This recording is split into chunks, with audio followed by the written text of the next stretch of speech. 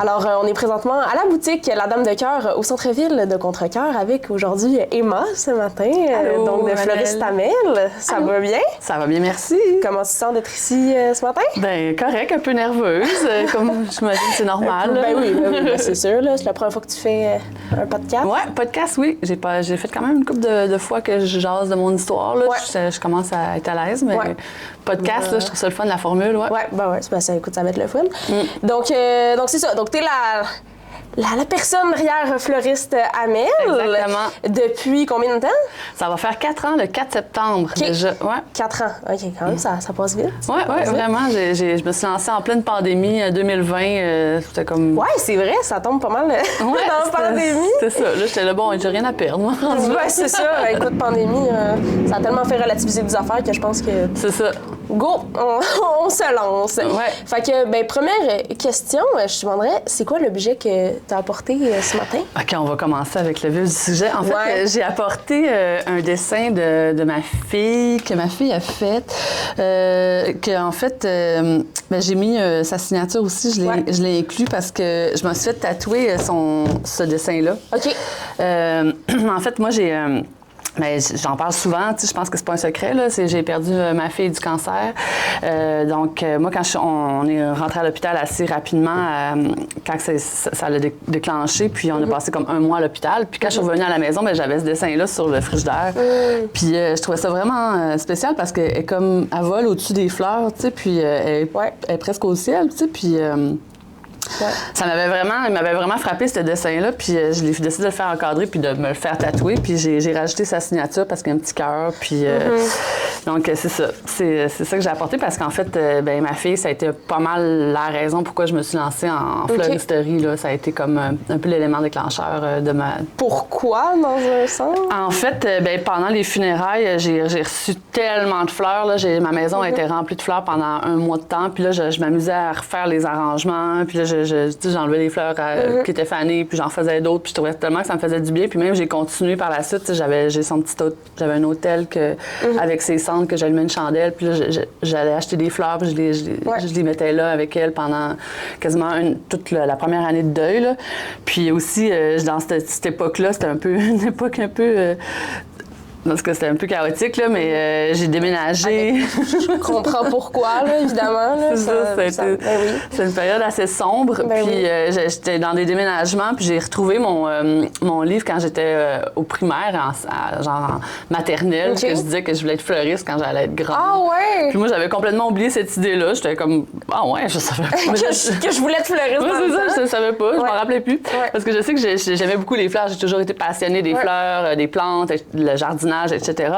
Mais d'en faire un métier, j'avais jamais envisagé ça. Puis là, vu que, comme je te dis, j'étais dans une période vraiment dark, là, vraiment noire, j'ai dit, écoute, je vais faire un petit cours, je vais aller faire un cours en floristerie, ça va me sortir un peu de ma torpeur, puis ça va me faire du bien. Puis, comme de fait, l'école était à côté de chez moi, fait que c'était vraiment juste pour me changer les idées. C'était pas pour... Je pensais pas en faire un métier vraiment, là, parce que moi, j'étudiais, quand ma fille est tombée malade, j'étudiais en sommellerie, puis à l'ITHQ, puis j'étais en restauration depuis des années, j'adorais ce domaine-là.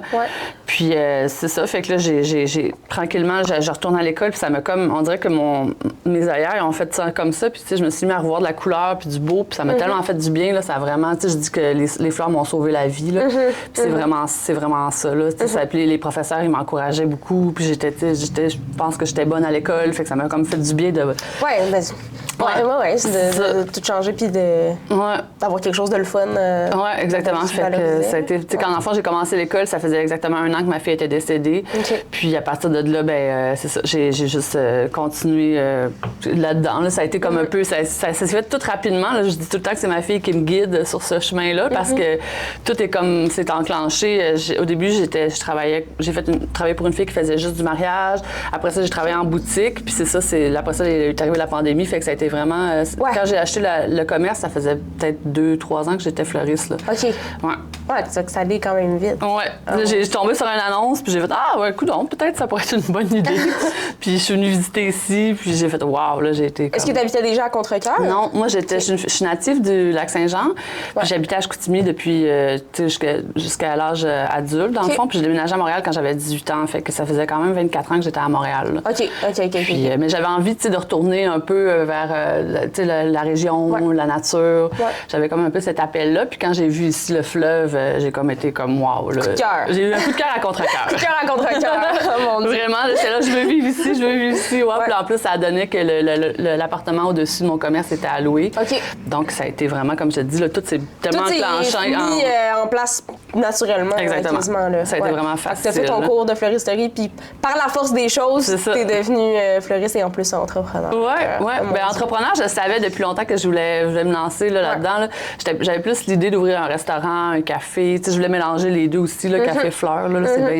C'est bien tendance. Ouais, ça, on voit ça beaucoup. Là. Mais c'est ça, moi, j'avais cette idée-là bien avant. Quand j'étais jeune, là, je me souviens que je voulais ça. Là, OK. Ça faisait longtemps que tu avais le rêve d'avoir une entreprise. Ah oui, j'avais la fibre entrepreneuriale. Exactement, c'est ça que je voulais dire. Puis tu as choisi de faire une relève d'entreprise, donc? Ouais. Donc c'était... Le fleuriste, c'était, je sais pas depuis combien de temps? Depuis 1949. OK. Ouais. En fait, c'est une bijouterie encore, il y a la bijouterie à côté. Ouais. Puis le fondateur, Jean-Marie Hamel, lui, c'est lui qui a commencé à faire rentrer les fleurs. Là. Il faisait venir des fleurs en autobus de Montréal. Puis même, il vendait de ses roses qu'il cultivait. Ouais. Puis là, quand son fils a repris avec sa femme, Suzanne Hamel, eux, là, ils ont vraiment fait bijouterie et fleuriste dans la même boutique. Okay. Puis moi, c'était un peu ça qui m'avait charmé aussi, là, de reprendre quelque chose qui existait depuis autant d'années dans la région, puis qu'il y avait un nom. Donc, c'était ça que je trouvais que toute l'histoire m'avait un peu séduite, là, de reprendre un peu. Ça, t'aimais mieux faire la relève de cette entreprise-là plutôt que partir toi-même ton propre... Oui, bien, tu sais, à Montréal, il y a tellement de compétition, puis il y a tellement de... Tu sais, c'est ça, donc, je me disais, je vais vraiment partir quelque chose. Ça m'a donné comme une petite chance au départ de tout de suite commencer avec une clientèle. Oui, c'est sûr. C'est sûr. Pourquoi tu as choisi de garder le nom Fleuriste Hamel? Bien, par rapport à un peu... pour garder l'histoire. Oui, l'histoire. La bijouterie aussi, le garder. Puis moi, je trouvais que c'était pour lui faire honneur là, à M. Jean-Marie, que lui, il est parti, au départ, quand j'ai des photos de ça, la bâtisse est tout petite, puis Contrecœur ça avait pas du tout l'air de ce que ça a maintenant. Là, donc, c'était plus pour ça, là, pour garder un peu l'histoire. 100%, je comprends.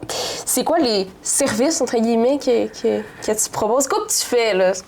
Bien, la boutique, en fait, c'est sûr que c'est une boutique cadeau. Donc, on a aussi beaucoup d'offres de cadeaux, des chandelles parfumées. On a des cartes de souhait, des plantes aussi. J'essaie d'avoir un inventaire de plantes assez varié, des cache-pots. C'est sûr que je garde toujours un peu dans la thématique plantes et fleurs. Donc, on va faire des fleurs pour les mariages, pour les funéraires, pour les anniversaires, aussi pour des offres corporatives, pour les compagnies qui veulent faire des parties. Donc, on peut faire des centres de table pour faire des événements comme ça. Là. Bon, c'est assez varié. Moi, je connais rien à ce domaine-là, mais y a-t-il différents comme style de bouquet, je sais pas comment dire. C'est quoi qui fait, mettons, que toi, tes bouquets de fleurs sont particuliers? Qu'est-ce qui fait ta particularité? Bien, je pense que je travaille avec mon cœur. Je suis passionnée, donc ça doit se refléter dans mon travail. C'est sûr que moi, j'aime beaucoup le style naturel. Tu sais, j'aime beaucoup suivre les saisons aussi. Donc, selon, si on est dans le temps des pivoines, bien, je vais avoir des pivoines en boutique. Tu sais, puis c'est sûr que tout ce qui est fleurs exotiques qui vient de loin, j'essaie un peu de... C'est moins mon créneau, là, on aimerait ça pouvoir avoir que des fleurs locales, là. C'est sûr que c'est dans un monde idéal, mais les roses, on n'a pas le choix de les faire venir de l'Amérique du Sud, puis, mais des affaires teintes, c'est moins mon style, là, des roses bleues, c'est moins mon genre, mais c'est ça, j'essaie quand même d'en garder parce que les clients ils aiment ça, puis mais c'est ça, mon style est un peu plus naturel, un peu plus, comme si que tu vas dans un champ, puis tu pognes un bouquet, puis ça ressemble à ça, puis on dit souvent que mes bouquets sèchent bien, fait que mais c'est quelque chose que aussi j'ai voulu travailler beaucoup dès l'école, c'est que dans le fond, je voulais montrer que les fleurs étaient belles même quand elles étaient mortes. Là, un peu comme montrer un peu par rapport à la mort, que la mort, c'est pas quelque chose que... Pas la fin nécessairement de quelque chose. C'est ça, c'est vraiment... C'est un peu ça le parallèle que j'ai essayé de faire avec les fleurs, que montrer que même s'ils sont fanées, qu'ils sont séchées, sont encore belles. Ça, j'ai essayé beaucoup de le démontrer. Je travaille beaucoup avec les fleurs séchées. OK. Ouais. C'est cool, c'est vraiment cool. Ouais, c'est tellement vaste ce qu'on peut faire avec les fleurs. Là. C'est vraiment c'est un beau terrain de jeu. C'est quoi que tu aimes le plus d'être entrepreneur? Oh boy! Écoute, j'aime ça, prendre les décisions, être celle qui prend les décisions, qui est comme en tête de ligne, de pouvoir, d'aller... c'est une bonne question pour... d'avoir un peu... J'aurais envie de dire une liberté, mais je suis comme, non, finalement, on l'a pas tant que ça, la liberté. C'est de pouvoir... c'est comme un accomplissement aussi, là, c'est vraiment aller au bout de soi, je trouve. C'est vraiment se dépasser, puis d'aller vraiment... d'aller dans des places que t'es jamais allé avant, puis c'est vraiment de foncer, puis de se challenger, là. C'est ça que j'aime, c'est vraiment t'es pas là à attendre que... Dans la petite routine. C'est ça, faut que tu fonces, faut que tu te dépasses. C'est ça que j'aime beaucoup, là. J'aime ça, avoir des défis dans la vie, donc... Puis parlant de défis, c'est quoi les défis d'être entrepreneur? C'est de trouver de la liberté dans tout ça. De pas y penser 24 heures sur 7, 24 jours sur 7, en tout cas. Il y a ça, il y a aussi d'apprendre à déléguer. Ça, c'est un beau défi parce qu'on a une tendance à de vouloir tout contrôler, puis de faire confiance, de déléguer, puis de trouver un équilibre aussi avec sa vie personnelle parce qu'à un moment donné, on vient comme submerger, puis on... Justement, est-ce que tu penses que ça prend beaucoup de place dans ta vie, ton travail? Oui, quand même beaucoup, mais j'ai toujours été quelqu'un qui travaillait beaucoup, qui avait 2 puis 3 jobs. J'aime ça, là. Je suis quand même un peu workaholic, là, mais c'est sûr que ça prend beaucoup de place dans ma vie, mais c'est ma passion, fait qu'à quelque part, je suis contente d'avoir au moins de faire quelque chose qui me passionne puis que j'aime. Oui, c'est dur de comme, se déconnecter puis de prendre des pauses. Oui, c'est très dur. Quand je prends des vacances, là, j'y pense sans cesse, là, puis je suis gros nerf, je check mon téléphone tout le temps. Ouais. Mais ça, je pense que c'est une question ça va être avec le temps, peut-être que ça va être plus facile là, de décrocher. Je sais pas, peut-être pas.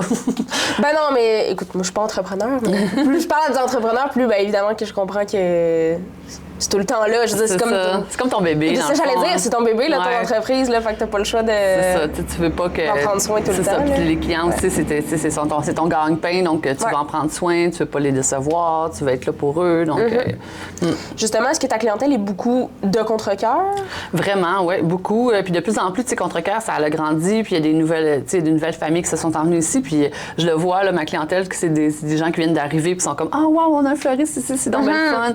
Puis c'est ça que. Même j'ai du monde de Sorel qui viennent pour moi parce que j'ai un style différent de les fleuristes là-bas. J'ai du monde de Varennes. J'essaie d'aller chercher quand même aux alentours, là, mais je suis chanceuse d'être la seule à contre-cœur. Donc pour l'instant, j'ai ce privilège-là, mais c'est ça qu'on ne sait pas. Ça grossit tellement, on ne sait pas. Oui, on ne sait pas, mais alors, pour l'instant, c'est ça. Qu'est-ce que j'allais dire? C'est comment être entrepreneur à contre-cœur, particulièrement?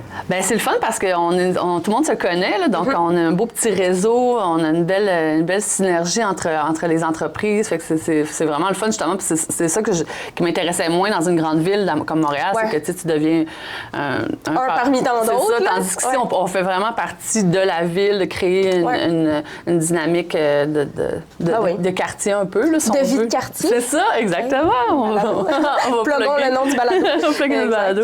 C'est un peu ça que je dis. Moi, c'est pour ça aussi que je me suis impliquée parce que je voulais faire partie de ça, là, de cette... cette dynamique-là. Cette dynamique-là. Pourquoi ça t'a eu envie de... là, t'es présidente du quartier des affaires. Ouais. Qu'est-ce qui t'a donné envie de t'impliquer dans le quartier des affaires, puis autant? En fait, c'était important pour moi de m'impliquer dans ma communauté quand je suis déménagée ici. Je ne savais pas de quelle façon j'allais le faire, mais c'était vraiment dans mon plan de match là, de vraiment faire partie de donner du temps pour connaître les citoyens, connaître les gens. Puis, le fait, le quartier des affaires, c'était la rue principale à l'époque. Ils sont venus me voir, on s'est comme contactés, puis ils m'ont aidé avec mon lancement. Ils m'ont vraiment, au départ, je trouvais qu'ils m'avaient pris un peu en charge. Puis ça m'avait un peu tenu la main, puis un peu un genre de bienvenue. Puis c'est ça, puis il y avait une place au conseil, donc j'ai embarqué dans le conseil assez rapidement. Puis comme de fait, là, j'ai même pris le poste de présidente par intérim au départ, parce que ça a été rapide que... C'était Valérie, dans ce temps-là, qui était la présidente, puis elle a quitté. Donc, j'ai pris le poste par intérim, puis après ça, ils m'ont réélue. Puis, c'est une expérience vraiment tripante, là. Moi, j'ai du fun là-dedans parce que j'ai même découvert que j'étais passionnée de développement économique, là. Je suis comme, mon Dieu, j'aime donc bien ça, tu sais. Ça me permet de faire des rencontres, ça me permet de travailler avec Andréane, que c'est tellement incroyable. Elle a toujours tellement d'idées, puis elle nous pousse justement encore plus loin. Donc, C'est ça, c'est vraiment une expérience. J'avais jamais été vraiment sur un conseil administratif avant. Fait que tout le protocole, tout ça, c'est une belle expérience, je trouve. Puis, à connaître, mais oui. Oui, puis c'est ça, maintenant, on a changé de nom pour le quartier des affaires, mais on fait toujours partie de Rue Principale, qui est une association au Québec. Puis de pouvoir rencontrer, eux, c'est ça, c'est vraiment de développer et trouver des stratégies pour que les centres de vie soient animés. Donc, dynamique. C'est ça, dynamique. Fait que moi, quand on va souvent dans des colloques, des affaires comme ça, je suis comme, waouh, c'est donc trippant, là, de voir d'autres gens qui sont passionnés de ça, puis qui ont plein d'idées, puis tout ce qu'ils ont fait pour les villes. Donc, c'est tout ça qui on dirait que je me rends compte, je suis comme, mon Dieu, j'aime donc bien ça. Plus que je pensais. Ça serait quoi ton conseil pour quelqu'un qui veut se lancer en affaires? Bien, c'est d'être bien entouré. C'est super important d'aller chercher du mentorat. Moi, j'ai été accompagnée par une de mes profs qui m'a vraiment beaucoup aidée, puis aussi par une de mes amies qui est coach en entrepreneuriat, qui m'a à me donner des listes, à m'enligner vers les bonnes personnes. Donc, c'est super important. Puis aussi d'avoir du monde pour qui ventiler, là, parce que, tu sais, ton cercle de famille, ils comprennent pas vraiment ça. C'est un peu l'avantage aussi d'être dans une association comme le Quartier des Affaires, c'est de rencontrer d'autres entrepreneurs pour pouvoir parler de ces choses-là, parce que sinon, les gens, ils comprennent pas tant, tu sais, puis nos problématiques au quotidien, des affaires comme ça. Puis ça t'aide, veux pas, d'avoir d'autres idées puis d'autres feedbacks d'autres entrepreneurs. C'est ça. Donc, je pense d'être bien entouré, de pas avoir peur de cogner aux portes, de pas avoir peur de demander de l'aide, d'aller chercher, dans le fond, les ressources que tu as besoin. 100%. Ouais. Est-ce que c'est important d'acheter local, selon toi? Ah, bof! Non. Ben tellement. Pourquoi? Des fois, je commence, faut pas me starter là-dessus. Je sais que c'est évident, mais non, vas-y. Non, mais moi, je trouve tellement que ça change toute la dynamique dans une ville, surtout comme Contrecœur, tu sais, que ça donne un âme à la ville, ça donne un sentiment d'appartenance, tu sais, de savoir que tu peux aller chez ton boucher, après ça, tu t'en vas chercher tes fleurs, on connaît les gens nous connaissent. Je trouve que ça amène une toute autre vision vraiment plus humaine là, de ce qui est de consommer, tu sais, parce que sinon, c'est ça, d'avoir un lien avec les gens. Moi, je trouve ça super important, puis ça fait que, tu sais, c'est ça, c'est une roue, hein, tu sais, après ça, les gens, ben moi, si je suis capable de vivre de mon métier, ben je vais aller chez... Toi-même dans d'autres commerces. Puis ça va faire que la ville va être plus... un gros système, tout interrelié, t'as pas le choix d'entretenir. Exactement. Oui. Tu sais, je trouve que c'est ça c'est important aussi des métiers comme des bénisteries, bouchers, fleuristeries. Si on les encourage pas, c'est des métiers qui vont se perdre. On peut pas acheter des fleurs sur Amazon. Oui, on peut, mais dans le sens, ça sera jamais aussi personnalisé, puis aussi, ça sera pas pareil que d'aller... c'est ça. Donc, moi, le client qui vient me voir, ben, qui veut une certaine sorte de fleurs, ben moi, je peux m'assurer d'aller les chercher. Donc, tu sais, il y a un service à la clientèle qui existe, puis c'est important de le garder là, avec l'achat local. Là. 100%. 100%. Donc, toi, t'es pas native, c'est ça, de Contrecœur? Non, évidemment. J'ai été comme... charmée par la ville. Plus charmée par la ville. Fait que tu me parlais du fleuve tantôt. C'est ça que t'aimes le plus? Vraiment. De Contrecœur? Ben, en fait, c'est sûr que quand j'ai visité la première fois, j'étais comme wow, là, je voyais potentiel. Tu sais, c'est à côté de Montréal, le fleuve.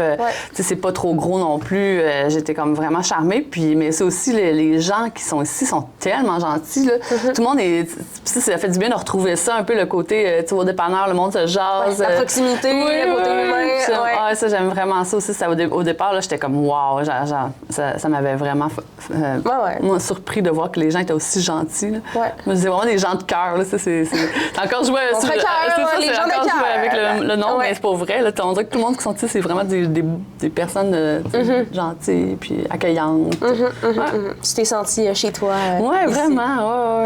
Ben, surtout après... beaucoup d'années à Montréal, c'est une dynamique différente. Ça se fait bien. On a un autobus qui nous amène directement. C'est vraiment accessible. C'est pour ça aussi, quand j'ai besoin de me plonger dans la grande ville, ben, j'y vais rapidement. Oui, c'est à côté. Ça reste... c'est ça. On a quand même tous les services aussi ici. Là, les épiceries, les pharmacies, la massothérapie. On a tout ce qu'il faut pour subvenir à nos besoins. Là. Parlant de commerce, dernière question déjà. Si t'avais... pas si t'avais. Je t'oblige. Si tu avais une entreprise locale de Contrecœur, coup de cœur, que tu fréquentes beaucoup... C'est la question difficile. La question difficile. Écoute, ça serait quoi? C'est sûr que c'est ça, c'est dur de choisir juste un an. Moi, j'aurais envie de... plusieurs si jamais, là, mais... Ben, c'est ça que moi, j'ai un gros coup de cœur pour le dépanneur Maxi, la picoleuse, parce que justement, c'est à côté de chez moi, puis quand je suis arrivée ici, j'étais comme « Oh wow! » d'avoir ce lien-là à côté de chez nous, la microbrasserie, puis tout le monde est super sympathique, puis les plats pour emporter sont vraiment bons, là, c'est de la bonne bouffe maison, là, on dirait que ça goûte la vraie bouffe. La vraie bouffe. Puis Isabelle, elle est incroyable. Là. Isabelle, je l'admire tellement. Là. Je trouve que c'est une entrepreneur super trippante. Là. Puis c'est ça, massothérapie aussi. Marie-Jeanne, c'est incroyable le service qu'elle offre. C'est quand même assez...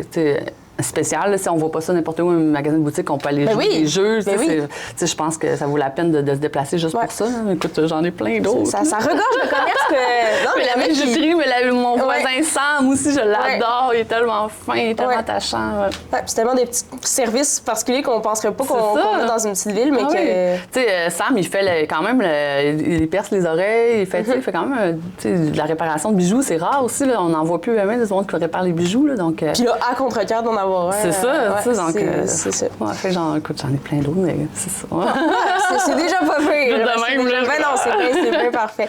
Ben merci beaucoup, Emma, d'avoir été ici. C'était super fun de jaser avec toi. Puis, merci à toi. Puis bravo, Quartier des Affaires. Hein, c'est un super beau projet. Quartier des Affaires. Merci.